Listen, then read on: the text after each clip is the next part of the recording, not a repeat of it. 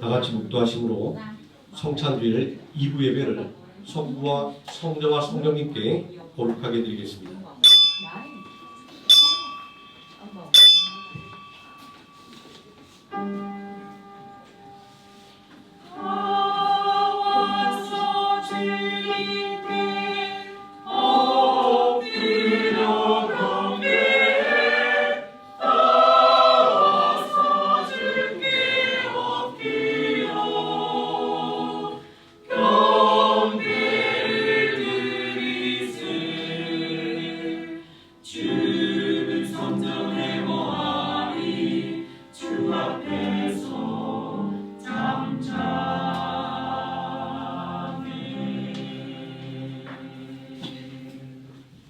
나는 심었고 아볼로는 물을 주었을 때 오직 하나님께서 자라나게 하셨나니 그런즉 심는 이나 물 주는 이는 아무것도 아니고되 오직 자라게 하시는 이는 하나님뿐이니라. 심는 이와 물 주는 이는 한 가지이나 각각 자기가 일한 대로 자기의 상을 받으리라. 우리는 하나님의 동역자들이요 너희는 하나님의 밭이요 하나님의 집이니라. 아멘. 다 함께 자리에서 일어나셔서 찬송가 1장 함께 찬송하시겠습니다.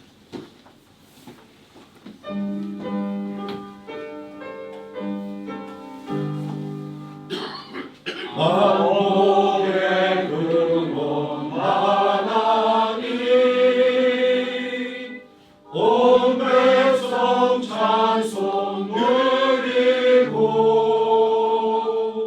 저 천사여 찬송하세 찬송 성부 성자 성령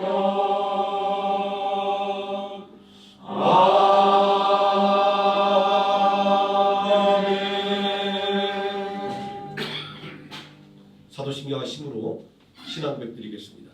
전능하사 천지를 만드신 하나님 아버지를 내가 믿사오며 그 외아들 우리 주 예수 그리스도를 믿사오니 이는 성령으로 잉태하사 동정녀 마리아에게 나시고 본디오 빌라도에게 고난을 받으사 십자가에 못 박혀 죽으시고 장사한 지 사흘 만에 죽은 자 가운데서 다시 살아나시며 하늘에 오르사 전능하신 하나님 우편에 앉아 계시다가 저리로서 산 자와 죽은 자를 심판하러 오시리라. 성령을 믿사오며 거룩한 공예와 성부가 설교하는 것과 죄를 사하여 주시는 것과 몸이 다시 사는 것과 영원히 사는 것을 믿사옵나이다. 아멘. 자리에 앉으셔서 503장 함께 찬송하시겠습니다.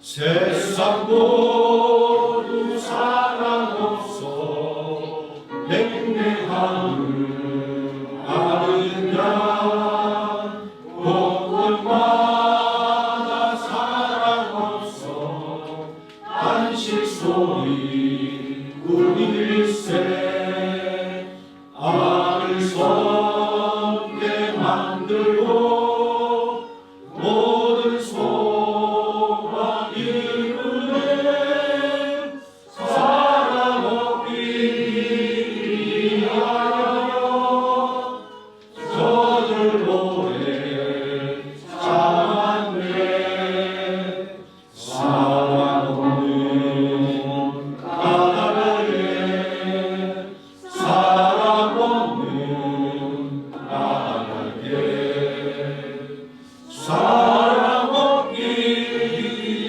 위하여 저를 오래 참았네 곳곳마다 공리나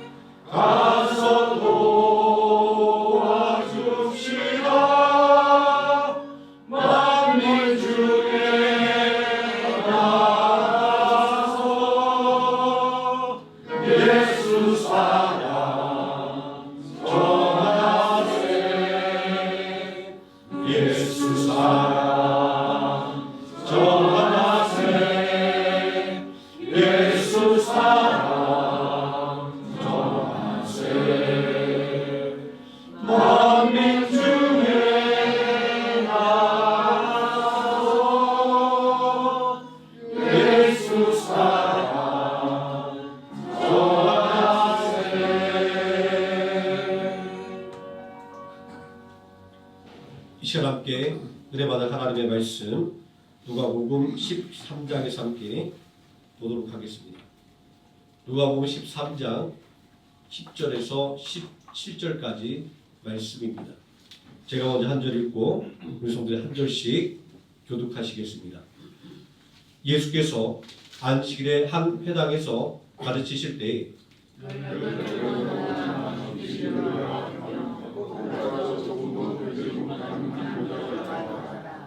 예수께서 보시고 불러 이르시되 여자여 내가 내 병에서 놓였다 하시고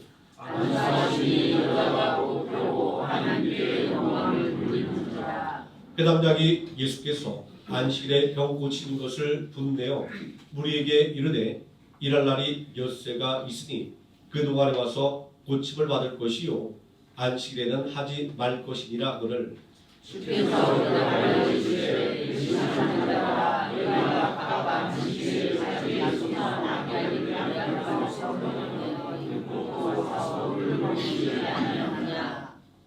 그러면 18해 동안 사탄에게 매임받은 이 아브라함의 딸을 안식일에 이 매임에서 푸는 것이 합당하지 아니하냐. 모든 안내하는 자들은 부끄러워하고 온 우리는 그가 하시는 모든 영광스러운 일을 기뻐합니다. 최용칠 장로님 나오셔서 우리를 대표해서 기도해 주시겠습니다. 함께 기도 드리시겠습니다. 사람이 마음으로 자기의 길을 계획할지라도 그 걸음을 인도하시는 이는 여호와시니라. 사랑과 은혜가 풍성하신 여호와 하나님, 복되고 거룩한 주일 3월의 첫 주일을 맞아 사랑하는 생명나무 교회 성도들이 예배드릴 수 있는 은혜에 감사 기도를 드립니다. 우리 모든 성도들 어디를 가든지 어디에 있든지 불꽃 같은 눈길로 지켜주시고 성령으로 덮어주셔서 승리하는 삶을 살도록 날마다 동행하여 주시옵소서. 직장과 사업장과 일터에서 영권, 인권, 물권의 축복이 넘치게 하옵소서. 내게 능력 주시는 자 안에서 내가 모든 것을 할 수 있느니라고 하신 주님, 말씀대로 지혜와 능력을 주시사 물질적으로 경제적으로 어려움이 없도록 하늘 보고를 열으시사 교회와 성도들 가정과 자녀들에게도 재정의 축복 내려주시기를 간절히 기도합니다. 또한 원치 않는 질병으로 고통 중에 있는 성도들을 어루만지시사 치유하여 주시고 회복시켜 주시기를 기도합니다. 이곳에 생명나무 교회를 세워주셨사오니 몸된 교회의 지체들로서 임직자들과 성도들이 합하여 선을 이루고 교회의 공동체로서 서로 사랑하고 모이기에 힘쓰며 영적으로 깨어 기도 생활에 힘쓰게 하여 주시길 기도합니다. 교회에 일꾼이 필요합니다. 새로운 일꾼을 세워주시고 헌신하는 성도들이 기도와 말씀으로 무장되어 성령 충만하고 사랑이 넘쳐나는 교회로 인도하여 주시기를 간절히 기도드립니다. 대한민국을 세워주시고 경제적인 축복 주심에 감사기도 드립니다. 대한민국은 도덕과 윤리관념이 세계 어느 나라와 비교해도 인간다운 삶을 누릴 수 있는 선진국입니다. 남북으로 분단된 국가가 또다시 동서로 갈라져 좌우로 국민을 편가르는 작금의 혼란과 어둠 속에서 속히 벗어나 무엇이 진정 나라와 민족을 위한 일인가를 깨닫고 우리 조국 대한민국이 믿음과 자유와 정의에 대한 소망이 다시 회복되고 반국가 세력이 척결되어 대한민국이 하나로 통합되어 새롭게 거듭나고 남북한이 자유통일되어 땅끝까지 선교하는 나라로 세워주시기를 간절히 기도드립니다. 생명나무교회 영적 지도자로 세워주신 김성민 담임 목사님을 성령의 갑옷을 입히사 주님의 인도하심과 영육간에 강건하게 지켜주셔서 천국 복음의 비밀을 담대히 전할 수 있도록 성령님의 능력을 주시옵고 특별히 건강의 축복을 허락하시사 목사님 가정에도 주님의 은혜 속에 평안과 하나님의 보호하신 그늘 아래 안전하게 지켜주시기를 기도합니다. 교회 각 기관들을 축복하시고 예배를 돕는 모든 손길 위에 하나님의 은총과 축복이 넘쳐나기를 기도합니다. 예배의 시종을 지키사 악한 막이 틈못하게 하시고 주님 홀로 찬양과 예배를 받아 주시옵소서. 이 모든 말씀 살아계신 예수님의 이름으로 기도드렸습니다. 아멘.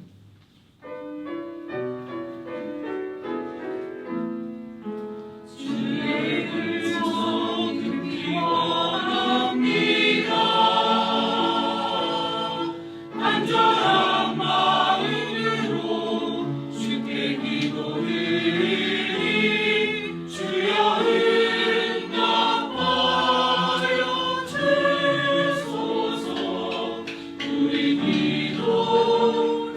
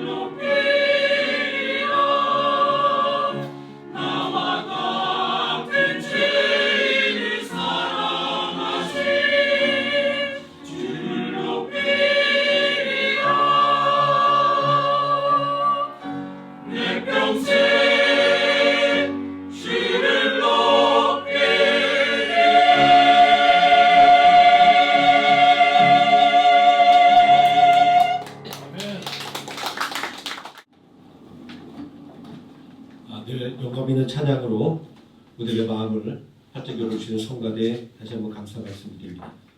오늘 우리 함께 봉독한 누가복음 13장 10절에서 17절까지 말씀, 한 영혼에 대한 관심으로 성장하라 라는 제목으로 하나님 말씀의 은혜를 함께 나누도록 하겠습니다.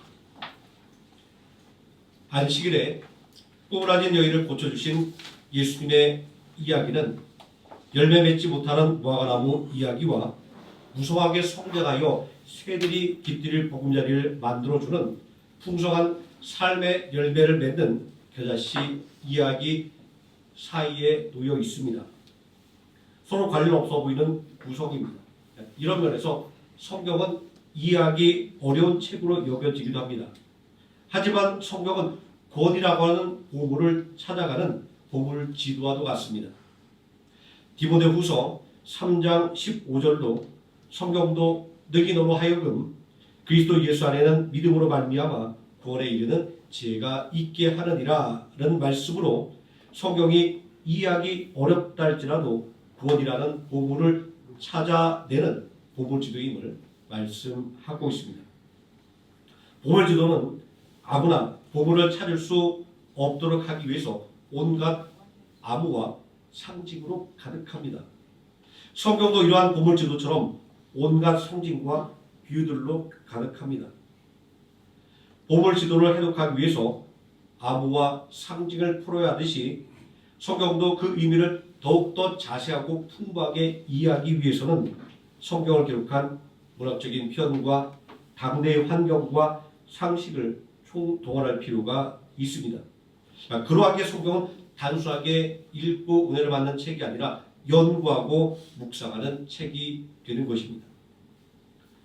수많은 믿음의 선지들이 성경에 들어있는 진리를 찾기 위해 온갖 노력을 경주했습니다. 연구 결과 성경이 문학작품이 아님에도 불구하고 풍성한 문학적인 구성을 갖고 쓰여졌다는 것이 발견되었습니다.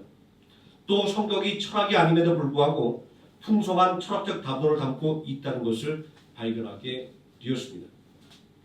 그러하기에 문학을 전공한 사람들과 철학을 배운 사람들은 인생을 살아가는 동안 성경책은 꼭 한 번은 반드시 읽어봐야 할 인생의 필독서로 강력하게 추천하는 것입니다.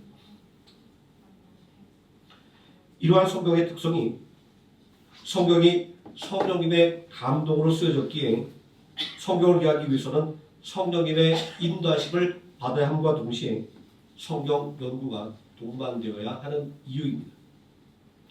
성경 연구자들은 복음서를 연구하면서 복음서를 구성하고 있는 독특한 문학적인 구조들을 발견하고 그 문학적인 기법을 통해서 복음서를 더욱더 풍성하고 다양하게 이해할 수 있는 길을 활짝 열어주었습니다.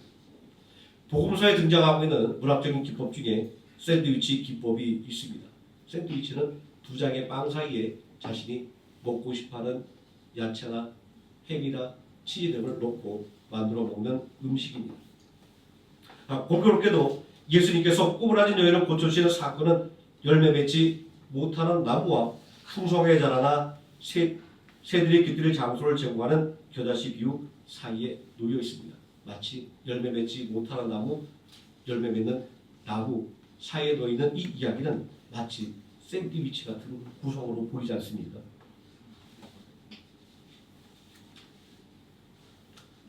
오늘 말씀에 사설이 길었습니다. 무슨 말씀을 전하고 싶어서 자방서를 늘어놓는지 라는 생각이 마음속에 혹시 드신다고 한다면 오늘 제가 전해드리고자 하는 말씀은 이미 반쯤은 전달된 것과 마찬가지입니다. 오늘 우리가 함께 읽은 말씀은 열매 맺지 못하는 무화과 나무 이야기 다음에 위치하고 있습니다. 열매 맺지 못하는 무화과 나무 이야기를 먼저 짚고 넘어가려고 합니다. 포도원 주인이 포도원에 무화과 나무를 심었습니다. 예전에 시골에 보면 논두렁마다 콩을 심었습니다. 손바닥만한 땅이라도 눌리지 않기 위해서 아무 데서나 잘 자라는 콩을 심었던 것입니다. 아마 포도원에 심었던 무화과 나무도 아무 데서나 잘 자라기에 포도원에 남는 땅에 심지 않았을까 하는 생각도 해보게 됩니다. 우리에게 무화과는 달고 맛있는 과일 중에 하나입니다. 하지만 이스라엘 사람들에게 있어서는 무화과는 흔한 과일 중에 하나가 아니라 일용할 양식이었습니다. 말린 무화과는 고기에 비유될 정도였습니다. 사무엘하 6장 19절에 나오는 다윗이 하나님의 언약궤를 예루살렘으로 모시고 올라왔을 때 백성들에게 나눠준 고기 한 조각은 말린 무화과 뭉치를 가리키는 단어라고 설명하는 주석도 있습니다. 아무튼 무화과는 이스라엘 백성들에게 있어서 중요한 식량이었던 것입니다. 예수님도 시작할 때 동네마다 심겨져 있는 무화과 나무를 찾아가 허기를 달래기도 하셨습니다. 예수님의 저주를 받아 말라버렸던 무화과 나무는 그런 상황을 그리고 있습니다. 그러니 포도원 주인이 포도원에 무화과 나무를 심은 것은 관상용이 아니라 무화과를 먹기 위해서 심은 것이 틀림없습니다. 그런데 3년이 지나도 무화과는 열매를 맺지 못했습니다. 왜 3년이라고 말하고 있을까요?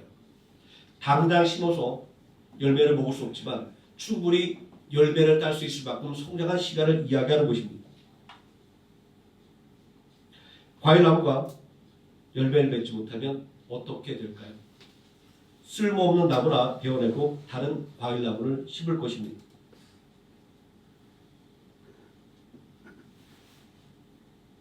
당시 이스라엘에 유행하는 속담 중에 열매 맺지 못하는 나무에 관한 속담이 있었습니다. 성경에도 인용되어 있어 우리가 잘 알고 있는 속담입니다. 마태복음 3장 10절을 보면 회개를 촉구하는 세례 요한이 마음이 완악하여 회개하지 못하는 종교 지도자를 향해 이 속담을 인용하여 회개를 촉구했습니다. 이미 도끼가 나무 뿌리에 놓였으니 좋은 열매를 맺지 못하는 나무마다 찍혀 물에 던져지리라. 열매 맺지 못하는 나무는 필요가 없기에 도끼로 찍어 버리는 것입니다. 또 다른 용도로 사용할 수 없기에 땔감으로나 사용되는 것입니다. 예수님이 무화과 나무를 저주했던 사건을 보면 무화과 나무에 열매가 없었기 때문입니다. 그러니 열매를 먹기 위해 무화과 나무를 심은 포도원 주인이 열매 맺지 못하는 무화과 나무를 찍어내려고 마음먹은 것은 너무나도 당연한 일인 것입니다. 그때 포도원 지기가 한 해만 더 시간을 달라고 청원합니다. 주인이여 금년에도 그대로 두소서. 내가 두릅하고 거름을 줄이니. 성경에서 포도원은 하나님의 백성인 이스라엘을 상징합니다. 포도원 주인은 물론 여호와 하나님입니다. 그러면 이 비유에 등장하고 있는 포도원 지기는 두말할 것도 없이 우리의 중보자가 되시는 예수 그리스도임이 틀림없습니다. 그리고 꼬부라진 여인을 고친 후 이어지는 말씀은 열매 맺지 못하는 무화과 나무와는 정반대로 무성하게 자라서 새들에게 깃들 곳을 제공하는 겨자씨 비유입니다. 마치 열매 맺지 못하던 무화과 나무가 포도원지기의 지극 정성한 보살핌을 받아 풍성한 열매를 주렁주렁 맺게 된 듯한 장면처럼 보이지 않습니까? 그렇다면 열매 맺지 못하는 무화과 나무의 비유는 삶의 열매를 맺지 못하는 쓸모없어 버림받은 인생의 이야기입니다. 그런데 열매 맺지 못하는 무화과 나무가 포도원지기의 돌봄을 받아 풍성한 열매를 맺는 나무가 되었습니다. 무성하게 자라나 새들에게 깃들일 장소를 제공해주는 겨자씨의 비유는 분명 포도원 지기의 돌봄을 통하여 풍성한 열매를 맺게 된 무화과 나무인 것입니다. 이러한 극적인 변화가 말하고자 하는 것은 인생의 열매를 맺지 못해 쓸모없어 버림받은 인생이라 할지라도 예수 그리스도를 만나면 인생의 열매를 맺는 쓸모있는 인생으로 변모하게 된다라는 것입니다. 예수님과 함께 십자가에 달렸던 한 강도를 생각해 보십시오. 형생의 악행으로 말미암아 삶의 열매를 맺지 못한 쓸모없는 인생이었습니다. 그러나 예수 그리스도를 만나고 예수 그리스도를 구주로 고백할 때 쓸모없던 그의 인생은 변화되었습니다. 믿음의 열매를 맺음으로 말미암아 쓸모있는 인생이 되었습니다. 비록 강도였으나 믿음으로 말미암아 죽음의 순간에 인생의 열매를 풍성하게 맺었습니다. 회개하고 예수 그리스도를 믿음으로 말미암아 구원받은 한 강도의 이야기는 죄와 사망에 짓눌려 살아가는 모든 인생들에게 소망을 주는 이야기가 되었습니다. 누구든지 예수 그리스도를 믿기만 하면 구원을 받는다고 하는 것을 직접 보여줬기 때문입니다. 사도행전 2장 21절은 누구든지 주의 이름을 부르는 자는 구원을 받으리라 말씀하고 있습니다. 또 로마서 10장 9절도 내가 만일 내 입으로 예수를 주로 시인하며 또 하나님께서 그를 죽은 자 가운데 살리신 것을 내 마음에 믿으면 구원을 받으리라 말씀하고 있습니다. 그런데 궁금한 점이 있습니다. 그것은 예수님께서 어떻게 쓸모없는 인생을 쓸모 있는 인생으로 변화시켰는가 하는 것입니다. 포도원지기는 땅을 두릅하고 거름을 줄이니 라고 열매 맺지 못하던 나무를 열매 맺게 만드는 방법을 알려주고 있습니다. 예수님은 어떻게 우리 인생을 변화시켜서 성장시킨 것일까요? 그 방법이 궁금합니다. 열매 맺지 못하는 나무, 무성하게 자란 새들이 깃들이는 겨자씨 이야기는 비유입니다. 이 비유는 사물의 성질과 특성을 빗대어 설명하는 문학적인 기법입니다. 이 두 비유 속에 끼어있는 안식일에 꼬부라진 여인을 고친 이야기는 열매 맺지 못하는 쓸모없는 인생이 어떻게 열매 맺는 쓸모있는 인생으로 변할 수 있는지 그 이유와 과정을 알려주는 이야기입니다. 예수님께서 안식일에 회당에서 가르치실 때 일어난 일이었습니다. 그런데 목수였던 예수님께서 어떻게 회당에서 말씀을 가르칠 수가 있었을까요? 유대교 회당에서는 공인된 율법 학자뿐만 아니라 성경과 율법에 대한 지식이 해박한 경건한 유대인 남성이면 누구나 회당에서 말씀을 가르칠 수가 있었습니다. 이런 전통에 따라서 예수님도 율법학자가 아님에도 불구하고 회당에서 말씀을 가르칠 수가 있었던 것입니다. 아무튼 안식일에 예수님께서 회당에서 말씀을 가르치실 때 그곳에는 18해 동안이나 귀신 들려 앓으며 꼬부라져 조금도 펴지 못하는 한 여자가 있었습니다. 우리 할머니들은 그 중에서 허리가 꼬부라져 허리를 펴지 못하는 분들이 많이 있었습니다. 오죽하면 우리가 어렸을 때 부르던 동요 가사에도 꼬부랑 할머니가 등장하고 고개를 숙이고 있는 꽃에 할미꽃이라는 이름을 붙였을까요? 저희 할머니도 허리가 꼬부라져 허리를 펴지 못하셨습니다. 젊은 시절 하도 많이 고생해서 허리가 꼬부라진 것입니다. 저는 이 귀신 들려 꼬부라진 여인의 이야기를 읽을 때마다 허리가 꼬부라진 할머니의 모습이 먼저 떠오릅니다. 그리고 얼마나 많이 고생했으면 온몸이 꼬부라졌을까, 얼마나 한이 많았으면 귀신에게 붙잡혔을까라는 생각이 떠오릅니다. 18해 동안이나 귀신 들려 고통받았던 여인, 질병으로 고통받던 여인은 보는 사람으로 하여금 안타까움을 금하지 못하게 했을 것입니다. 그 아픔에 공감하던, 아니면 욥의 친구들처럼 저 사람이 무슨 죄가 있어서 저런 형벌을 당할 것이라고 생각하든지 귀신 들려 꼬부라진 여인을 바라보는 마음은 편치 않았을 것입니다. 우리 생각에도 이 여인이 한없이 불쌍한데 사랑이 많으신 예수님 보시기에는 어떠했을까요? 복음서를 보면 도움이 필요한 백성들, 질병으로 고통받는 사람들을 바라보는 예수님의 시선을 민망이라는 단어로 표현하고 있습니다. 이 민망이라고 하는 단어는 너무나도 불쌍해 보여서 어떻게든 도움을 주지 않고는 견딜 수 없는 답답한 마음을 가리킵니다. 꼬부라진 육신을 가진 것도 불쌍한데 18해 동안이나 귀신 들려 꼬부라져 고통당하는 중이라는 말씀을 들은 예수님은 뒤돌아보지 않고 즉시 그 여인을 고쳐줄 수밖에 없었던 것입니다. 12절 말씀을 보면 예수님은 여인을 부르시고 그에게 선포합니다. 여자여, 내가 내 병에서 놓였다 하시고 안수하셨다라고 말합니다. 예수님께서 치유를 선포하시며 안수하실 때 귀신 들려 구부러진 여인의 몸이 펴졌습니다. 병 고침받은 여인은 하나님께 영광을 돌렸습니다. 불치병으로 오랫동안 고생하던 환자가 고침을 받았다면 그 장면을 본 사람들은 어떻게 했을까요? 모두가 박수치면서 축하해 주었을 것입니다. 병 고침해 주신 하나님을 찬양했을 것입니다. 안수하여 병을 고치신 예수님께 고마움을 전했을 것입니다. 회당에 모이던 말씀을 듣던 백성들은 이 장면을 보고 하나님께 영광을 돌렸습니다. 치유의 기쁨을 함께 누렸습니다. 그런데 그 순간 전혀 예상하지 못했던 뜻밖의 반응이 일어났습니다.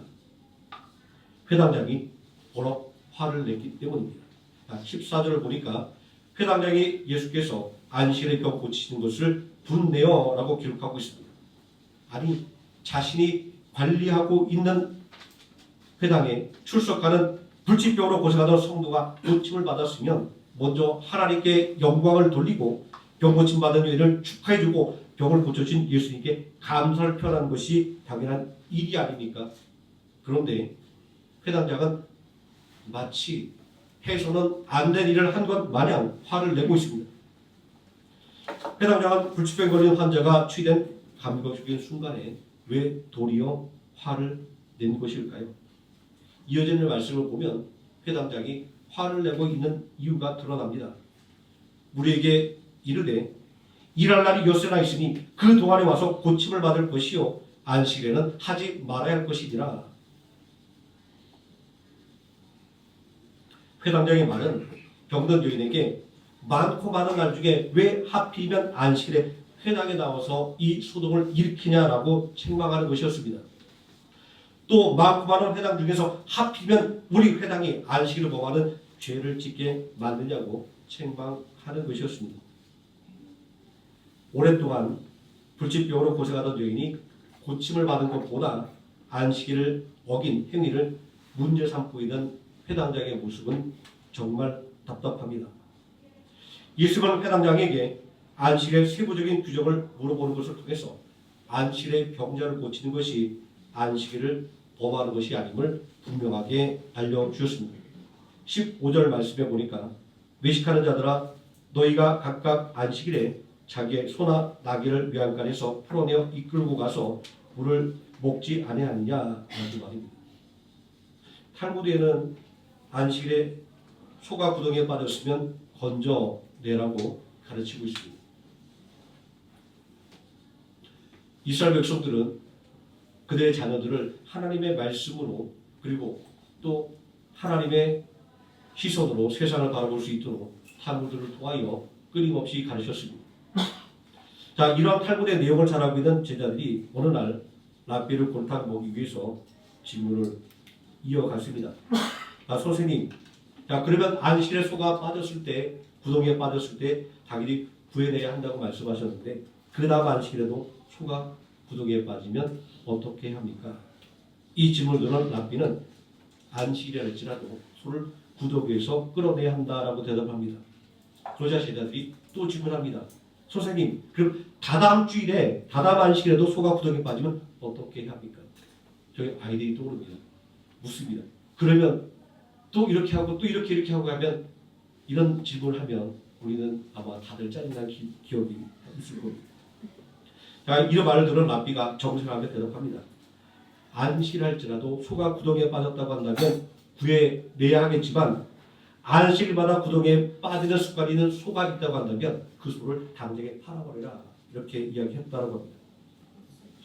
자, 율법을 배우고 탈무드를 배우는 유대인 남자라면 안식일에 관한 이 정도 그 내용은 기본 상식입니다. 그런데 회당장이 안식일에 병자를 고쳤다고 화를 내는 것은 그저 예수를 곤란하게 만들려고 했던 행동일 뿐인 것입니다. 예수님은 이어지는 질문에서 안식일의 근본 정신이 무엇일지를 묻고 있습니다. 16절을 보면 예수님은 이렇게 묻고 있습니다. 그러면 18일 동안 사탄에게 매임받은 이 아브라함의 딸을 안식일에 이 매임에서 푸는 것이 합당하지 아니하냐. 이 말씀을 하실 때 예수님을 반대하는 자들은 부끄러워하고 또 예수님의 하신 일을 찬송하는 사람들은 예수님께서 베푸신 은혜로 말미암아 기뻐했습니다.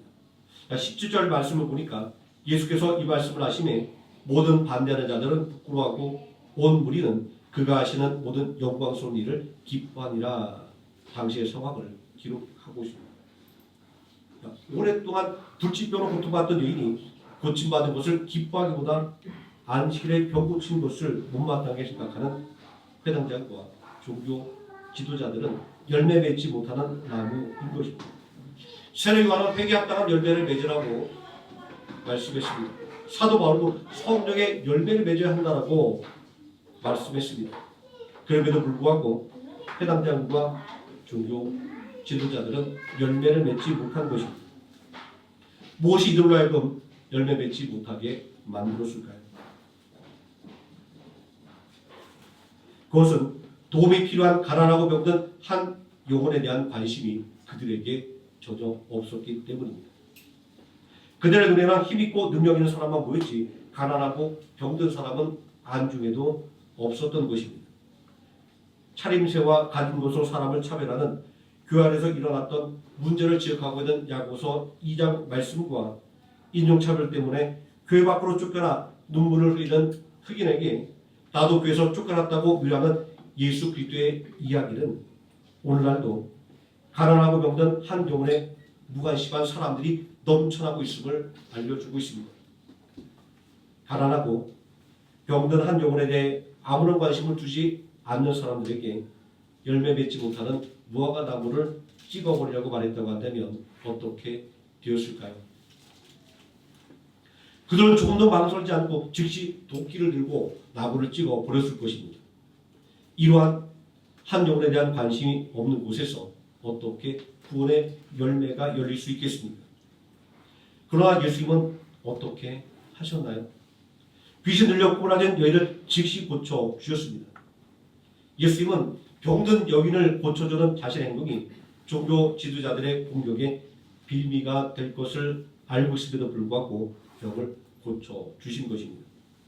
그것은 예수님은 가난하고 병든 한 영혼까지도 외면하지 못하는 사랑이 많으신 분이었기 때문입니다. 한 영혼을 천하보다 더 귀하게 여기는 분이었기 때문입니다. 마치 열매 맺지 못하는 나무를 찍어버리라는 말에 자신이 잘 돌볼 테니 열매 맺지 못하는 나무가 열매를 맺을 수 있는 기회를 한 번 더 달라라고 주인에게 요청하는 포도원 지기처럼 말입니다. 한 영혼을 구원하기 위해 종교 지도자들의 비난과 공격도 마다하지 않은 예수님의 모습 속에서 하나님의 말씀에 대한 열정 때문에 사람들의 박해 속에서도 하나님의 말씀을 선포할 수밖에 없었던 예레미야 선지자가 떠오릅니다. 예레미야 20장 9절에서 예레미야 선지자는 박해와 조롱 속에서도 하나님의 말씀을 전할 수밖에 없었던 자신의 심정을 고백하고 있습니다. 내가 다시는 여호와를 선포하지 아니하며 그의 이름으로 말하지 아니하리라면 나의 마음이 불붙는 것 같아서 골수에 사무쳐 답답하여 견딜 수 없나이다 라고 말하고 있습니다. 예수님은 우리의 삶이 어떻게 열매를 맺을 수 있는지 당시의 삶을 통해 모범을 보여주신 것입니다. 예수님은 수고하고 무거운 짐진 자들아 다 내게로 오라고 말씀하셨습니다. 그리고 내 멍에를 메고 내게 배우라고 말씀하셨습니다. 그 이유는 예수님의 멍에는 가볍고 예수님의 짐은 가볍기 때문이라고 말입니다.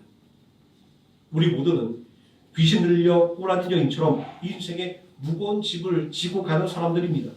도무지 열매를 맺을 수 없는 사람들입니다. 또 우리는 회당장과 종교 지도자들처럼 그저 율법적인 올바른 말을 추구하는 사람들입니다. 인정사정을 보지 않는 사람이 무슨 열매를 맺을 수 있겠습니까? 이런 면에서 우리는 도무지 나아갈 기미가 없는 미련한 인생인 것입니다. 오늘날 우리가 살아가는 모습을 한번 돌아보시기 바랍니다. 상대에 대한 증오심을 전혀 감추려고 하지 않습니다. 상대에 대한 저주를 퍼붓는 것을 주저하지 않습니다. 사람에 대한 애정이 없는 세상이 되어가고 있습니다. 가난하고 병든 영혼을 무시하는 세상이 되어가고 있습니다. 힘 있는 자들이 다투는 동안 힘없고 연약한 자들은 소리 없이 죽어가고 있습니다.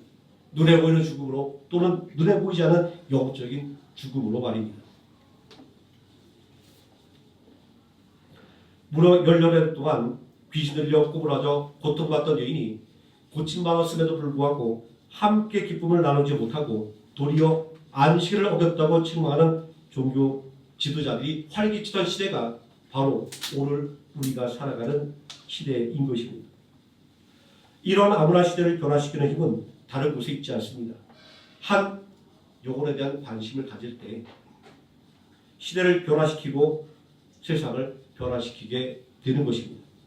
예수님은 한 영혼에 대한 관심으로 조롱과 핍박을 견디셨습니다. 한 영혼을 살리기 위해 십자가를 지셨습니다. 그리고 한 영혼에 대한 관심으로 죄와 사망을 이기시고 세상을 변화시켰습니다. 한때 무력으로 전 유럽을 정복했던 나폴레옹은 예수 그리스도는 십자가에서 피 흘려 죽음으로 세상을 정복했다라고 말했습니다. 세상을 이기고 변화시키는 것은 한 영혼에 대한 관심인 것입니다. 히브리서 12장 2절 말씀은 예수님이 한 영혼에 대한 관심으로 말미암아 하나님 보좌 우편에 앉으셨다라고 증언하고 있습니다.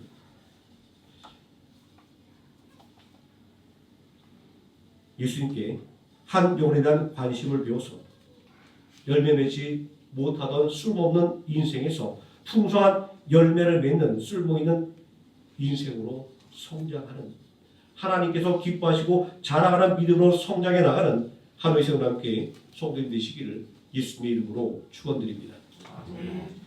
기도하시겠습니다. 사랑과 은혜가 풍성하신 아버지 하나님, 가난하고 병든 이름 없는 한 영혼들이 오늘도 방황하며 절망하며 갈 곳을 몰라 눈물 짓고 있습니다. 우리도 예수님을 만나기 전에는 갈 바를 알지 못했고 또 온전히 열매 맺지 못함으로 인하여 눈물 짓던 인생이었음을 기억합니다. 오늘 한 영혼에 대한 관심으로 말미암아 열매 맺지 못했던 귀신 들려 꼬부라졌던 한 여인을 고쳐주신 그 예수님의 은혜를 통하여 우리도 어떻게 열매 맺는 삶을 살아가게 되는지 배웁니다. 나를 사랑하신 예수님처럼 나도 관심과 도움이 필요한 한 영혼에 대해 끊임없이 관심을 가지고 그들을 위하여 기도하며 그들을 위하여 애통하는 부르심을 통하여 하나님께서 바라고 원하시는 풍성한 열매를 맺는 은혜의 삶을 살아가는 성도 될 수 있도록 우리의 심령을 성령으로 충만하게 하여 주시고 예수님의 마음을 닮아가는 능력이 우리 안에 넘치도록 축복하여 주시옵소서. 예수님의 이름으로 기도드립니다. 아멘. 찬송가 465장 찬송하시겠습니다.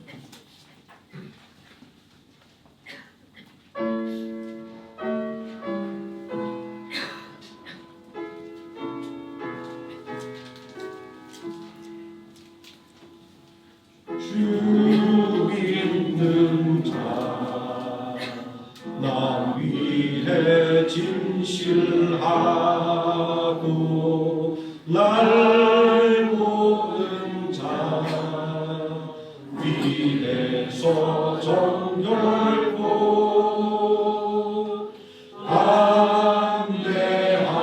담대하여 이 세상 환난 중에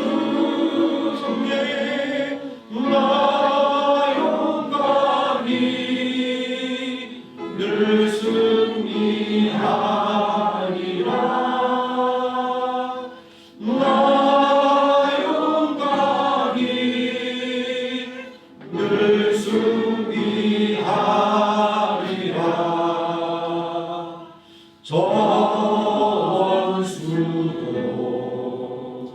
내 참된 친구 삼고 난 주여서 행한 일 잊으리라.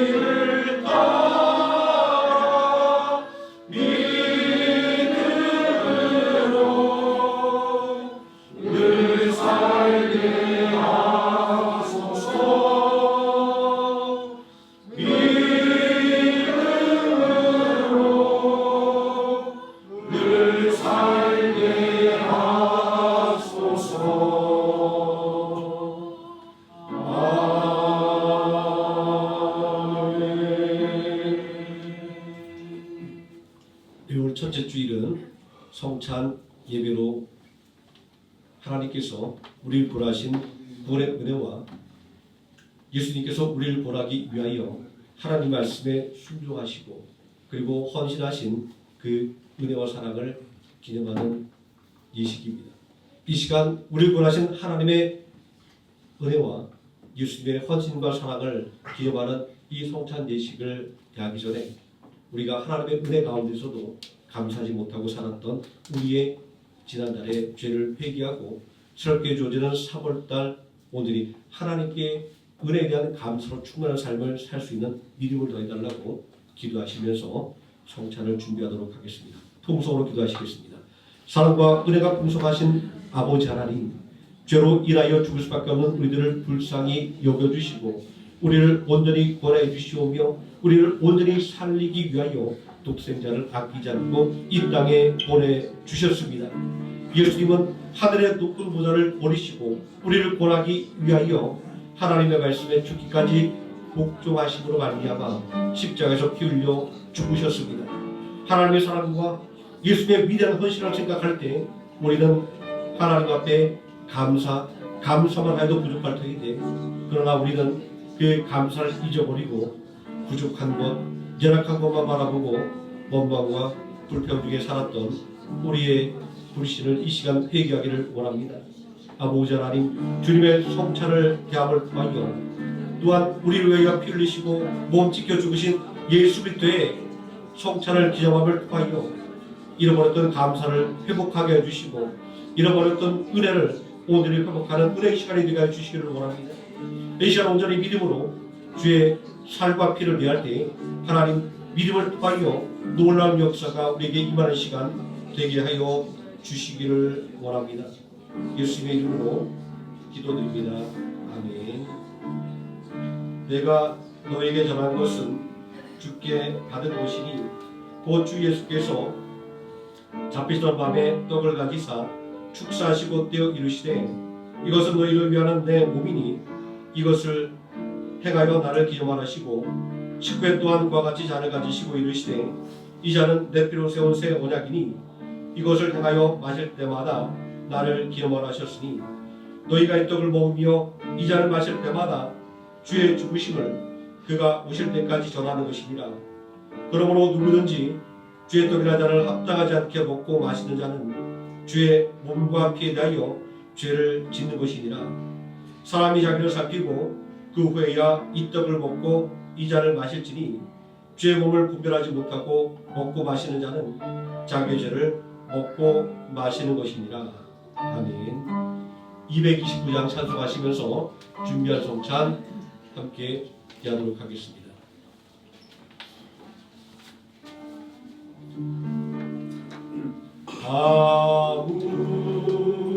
아무름도 없고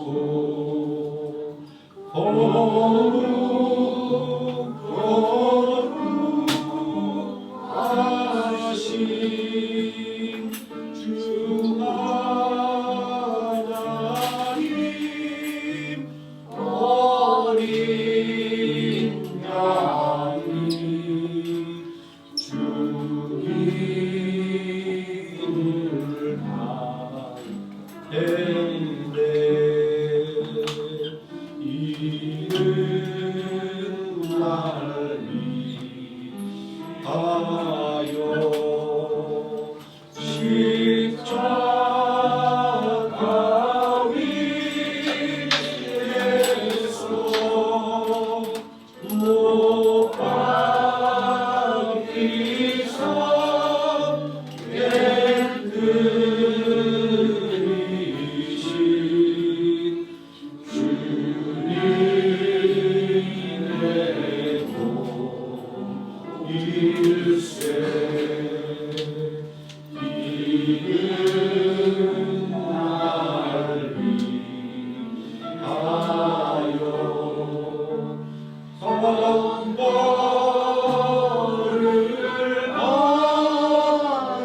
받으사 주가 지니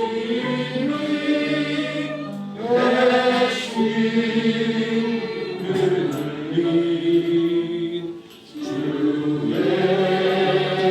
보혈 일생 우리 끝에까지 십자가를 지고 주의 자비 함과 은혜 널리 전파하세. 아멘.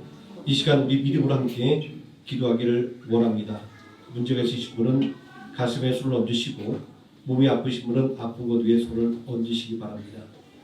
은혜와 사랑이 풍성하신 아버지 하나님, 죄로 인하여 죽을 수밖에 없는 우리를 구원하기 위하여 독생자를 이 땅에 보내주셨습니다.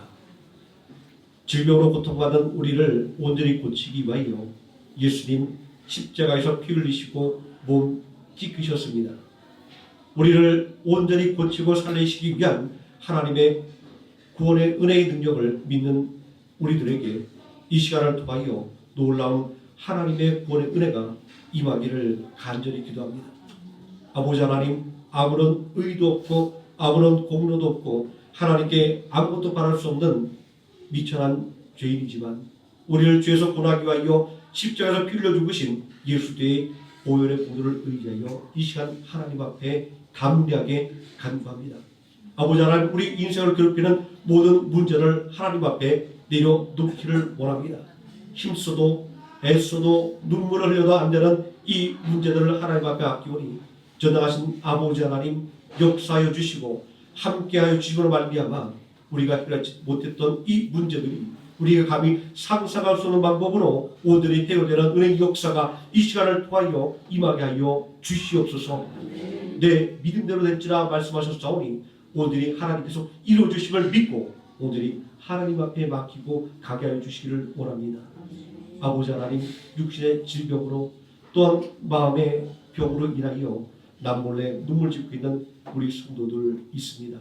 아버지 하나님, 우리의 깊은 곳까지도 통달하여 아시며 우리가 미처 알지 못하는 나의 마음 구석구석 깊은 곳까지 아픔을 오늘이 하나님께서 알도록 알려주시는 성령님, 이 시간 오늘이 그리스도의 보혈의 공로와 또 우리의 구원의 은혜를 의지하여 하나님 앞에 간구하오니 아버지 하나님, 우리를 괴롭히는 이 육신의 질병과 심령의 모든 질병을 깨끗하게 치유하여 주시옵소서.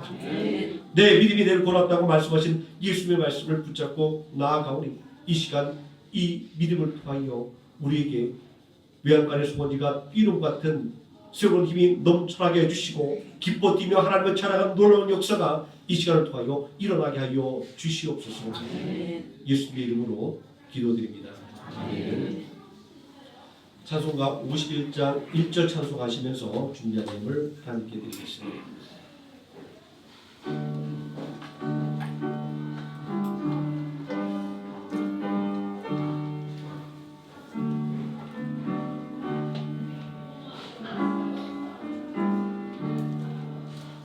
주님 주신 거룩한 날 기쁨으로 주 앞에 와 기도하고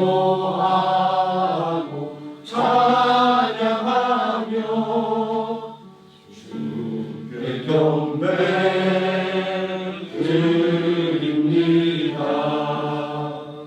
내게 주신 귀한 물질 하나님께 드리오니 기뻐하는 제물로서 연락에게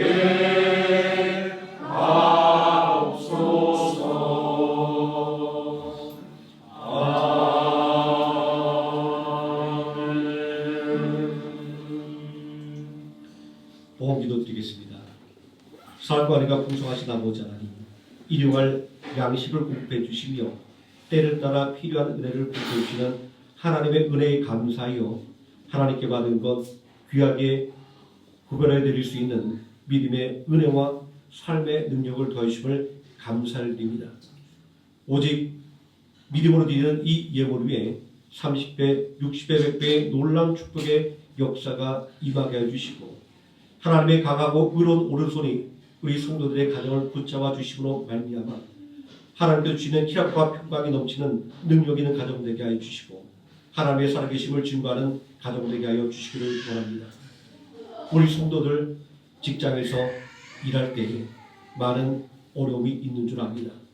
아버지 하나님, 힘쓰고 애써도 안 되는 문제로 인하여 애통하는 우리 모든 성도들 하나님 온전히 붙잡아 주시고 하나님께서 생각을 지켜주시고 입술을 주관하여 주시고 발걸음을 인도해 주심으로 말미암아 당면한 모든 어렵들을 온전히 다 이겨내고 맡은 바 일들을 온전히 다 수행하는 능력 있는 하나님의 자녀 또 회사의 일꾼으로 온전히 세워주시기를 원합니다. 능력과 또 인품과 믿음으로 모든 사람들에게 본이 되는 하나님의 자녀로 굳게 세워 주시옵소서. 우리 성도들 경건한 기업과 사업장에 하나님께서 친히 함께하여 주시고 함께 일하여 주시기를 원합니다. 우리가 감당하기 어려운 장애물들이 때때로 예고 없이 다가옵니다. 그러나 두려워하지 말게 해주시고 오직 모든 것이 협력하여 손을 이루게 만드시는 하나님의 은혜와 능력을 믿고 담대하게 나가게 하여 주시옵소서. 그리하여 모든 문제를 딛고 더욱더 비상하는 기업이 되게 하여 주시고 더욱더 확정되는 우리 성도들의 사업장 되게 하여 주시옵소서.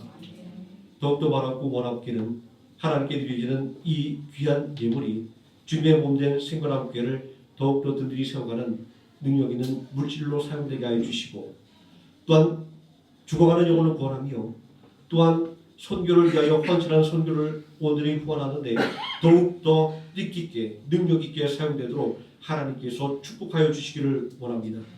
예수님의 이름으로 기도드립니다. 네, 그 소식 말씀드리겠습니다. 매주 첫째 주일은 성찬 예배로 드립니다. 우리를 구원하기 위한 하나님의 계획과 예수의 헌신과 사랑을 다시 한번 마음속에 되새기고 또 감사로 또 살아가기 위한 그런 예식입니다. 한 주간 하나님의 사랑과 예수의 은혜 속에서 기쁨과 그리고 감사 속에서 살아가시는 우리 성도님 되시기를 예수님의 이름으로 축원드립니다. 2월 셋째 주 밤에 보고를 드리겠습니다.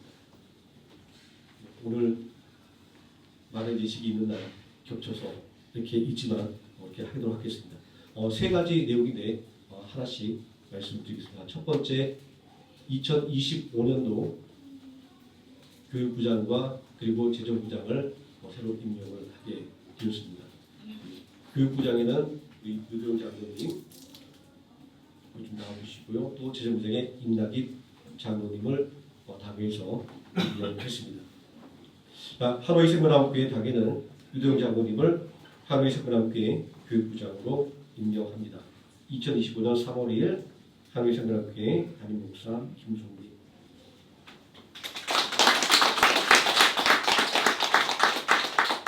하노이 생명나무교회 당회는 임나깃 장로님을 하노이 생명나무교회 교회 재정부장으로 임명합니다. 2025년 3월 2일 하노이 생명나무교회 담임 목사 김송민.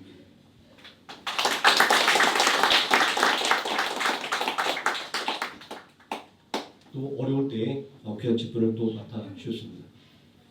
다른 부서도 쭉 있는데 오늘 순차적으로 저희가 당에서 우리 자녀들이 또 함께 힘을 모아서 가장 공세에 적합한 이 장면들을 선정해서 임무를 또 맡는 것도록 하겠습니다. 당회에서 우리가 그동안 선교 후원하고 있는 이 선교 기관과 선교사님이 있는데 그동안 우리가 선교를 하고 있다고만 이렇게 자세하게 설명을 드리지 않았기 때문에 우리가 앞으로는 우리가 어떤 선교사님 또 어떤 선교기관을 후원하고 있는지 우리가 또 보고를 드리고 또 지속적으로 또 우리 선교사님들과 좋은 유대 관계를 맺을 수 있도록 하기 위해서 선교 보고를 하기로 했습니다. PPT 한번 띄워주시기 바랍니다. 선교 보고를 드리겠습니다. 하노이 생명나무교회 협력 선교사 및 협력 기관 소개입니다. 전부 다 활동하고 계시는 그 활동명으로 소개를 해드리겠습니다. 박세계 선교사님 함자신학교에서 강의를 하고 계시고요. 또 신학생 및 전도사 가정의 영성교육을 그 줌 예배를 통해서 이렇게 하고 계십니다. 여기 사진은 작년에 있었던 이 함자교회 제가 졸업식에 초대받아서 갔었는데요. 여기는 뭐 친구들 13명에 있는 전도사들은 우리 박세계 선교사님들 특별히 저희 교회에서 그 연계해서 이 친구들이 그 온라인으로 그 영성교육 받을 수 있어야 되는데 다들 환경이 열악해서 그 비용을 마련하기 힘든데 그 비용을 가지고 이 친구들이 이 전사님들이 인터넷을 사용해서 그 선교사님과 함께 영성교육을 할 수 있는 이런 일들을 하고 있습니다. 그 밑에 사진은 이제 우리 전사님들과 그 전사님 가족들 사진입니다. 다음 보겠습니다. 여기는 한자교에서 또 이제 그 주기적으로 졸업생들 그다음에 그 전사님 목사님들을 모아서 이제 강의를 하는데 이때는 우리 그 박세계 선교사님께서 특별히 저희가 그 기도회 때 은혜 받은 말씀이 있다고 와서 한번 그 기도에 관한 말씀을 한번 전해주면 어떻겠냐고 해서 한번 초대를 받아서 제가 가서 이렇게 통역 있고 기도에 관한 말씀을 전해드리고 사진입니다. 이렇게 박세계 선교사님은 이런 선교 사역을 하고 계십니다. 두 번째 파울로 리 선교사님입니다. 베세다 선교센터에서 침술로 의료 선교를 하고 계시고요. 또 가정교회를 섬기고 베트남교회와 협력 사업을 하고 있습니다. 사진 한번 보도록 하겠습니다. 여기 사진이 이제 그 선교사님이 여기는 가정교회 사진이고 여기는 제가 재작년에 보였던 그 하이공원에 있는 그 천혜교회 가정교회 사진입니다. 다음 보도록 하겠습니다. 여기는 그 작년 크리스마스 때 제가 예배에 초대받아서 갔던 그 우리 파울리 선교사님이 섬기고 있는 베트남 현지 이 파울리 선교사님은 이런 사역을 하고 계시고요. 또 다음 보도록 하겠습니다. 우리가 카이스트 찬양단을 이제 함께 섬기고 있는데 잘 알다시피 소수민족 크리스천으로 구성되는 선교 찬양팀입니다. 정말 다들 우리 교회에서 또 찬양으로 또 함께 은혜를 나눴기 때문에 다들 알고 계실 겁니다. 베트남 소수민족 교회를 중심으로 찬양 사역을 하고 있습니다. 다음 보겠습니다. 여기에 베트남 소수민족 교회에 가서 찬양 사역하는 그 활동 사진들을 또 보내주셔서 제가 이렇게 간략하게 소개를 해드렸습니다. 다음 그레이스 최 선교사님입니다. 베트남 청년 선교를 하고 계시고 우리 하늘 생명학교에서 주일학교에서 협력 사역을 하고 계십니다. 우리 이렇게 생명학교에는 베트남 선교를 위해서 선교사님들과 또 선교기관과 협력해서 또 함께 열심히 기도하고 또 달려가고 있습니다. 생각나실 때마다 우리 선교사님 그리고 또 선교기관에서 기도해 주시고 또 한 영혼을 위해서 기도를 해주시면 더욱더 고맙겠습니다. 그리고 이 당에서 결정한 건 뭐예요? 우리 이 선교사님들 우리가 그냥 후원하는 것을 비치는 것이 아니라 우리 성도들이 그 활동하고 있다. 그리고 또 선교사님들을 통해서 우리가 은혜를 받기 위해서 선교사님들을 우리가 한 6개월에 한 번 정도는 강단에 모시고 우리가 말씀을 들었으면 좋겠다라고 결정을 해서 우리가 선교사님께 어렵게 부탁을 드리고 또 선교사님들은 바쁘고 어려운 중이지만 함께 후원하고 협력해주는 교회에서 또 이렇게 강단에서 말씀을 선포를 부탁할 때 순종하는 마음으로 기꺼이 해주시겠다라고 그렇게 약속을 해주셨습니다. 저희들이 날짜 그리고 시간을 미리 잡아서 우리가 함께 선교사님들과 은혜 받는 그런 시간들을 우리가 주기적으로 갖도록 하겠습니다. 남녀정도의 사랑과 모임이 오후 1시부터 2시까지 교육관에서 성경공부방이 2시부터 3시까지 교육관에서 있습니다. 대학 입시를 위해서 기도 부탁드립니다. 김하늘, 윤국한, 최영효, 애일 이름 부르시면서 기도주시면 고맙겠습니다. 부활절 4월 20일 주일에 입교 및 세례식이 있습니다. 대상 되시는 성도님께서는 3월 16일 주일부터 4주간 세대 교육이 12시 반부터 1시까지 교육관에서 있을 예정입니다. 참석해 주시면 고맙겠습니다. 3월 저녁 기도회가 3월 3일 월요일부터 3월 28일 금요일까지 매주 월요일에서 금요일까지 저녁 8시에 이 자리에서 열립니다. 많이 관심 갖고 기도해 주시면 고맙겠습니다.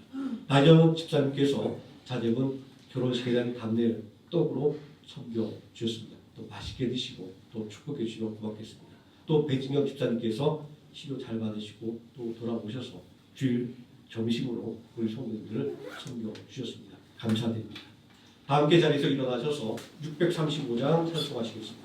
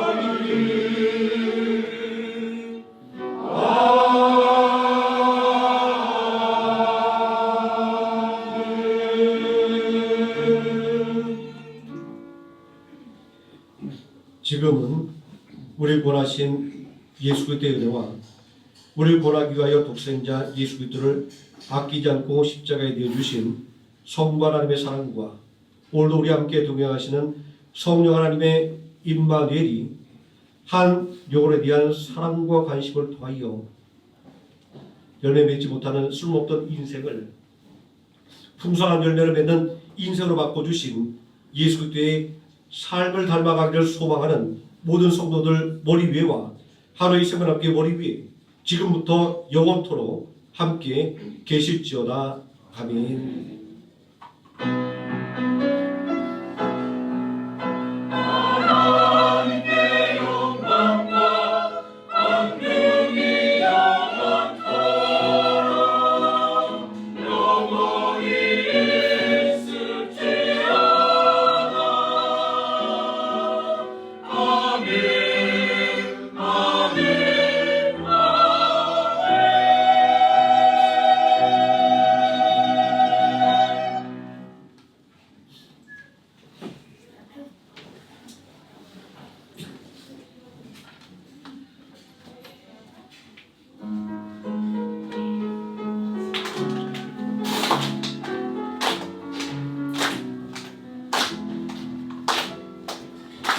내 모습 속에 보이는 하나님 형상 아름다워라. 존귀한 주의 자녀 됐으니 사랑하며 섬기리.